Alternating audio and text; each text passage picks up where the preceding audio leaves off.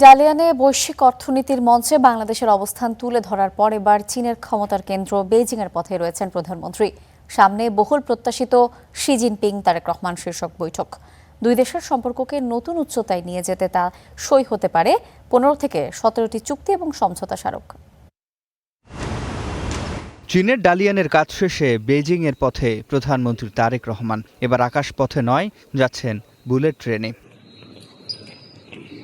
বুধবার স্থানীয় সময় দুপুর 2টায় ডালিয়ান থেকে সহধর্মিণী জুবাইদা রহমানকে নিয়ে যাত্রা শুরু করেন। এ সময় তাদের দেয়া হয় উষ্ণ অভ্যর্থনা। 3.5 ঘন্টার ট্রেন যাত্রা শেষে তারা পৌঁছবেন বেইজিংয়ের শাওয়াং রেল স্টেশনে।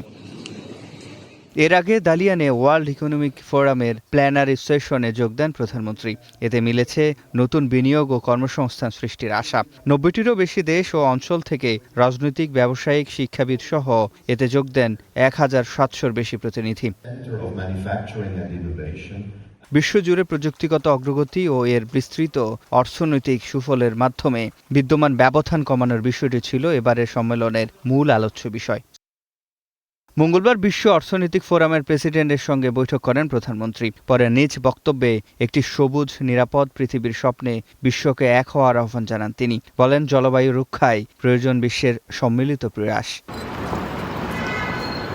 সিফাত শাহরিয়ার, স্টার নিউজ।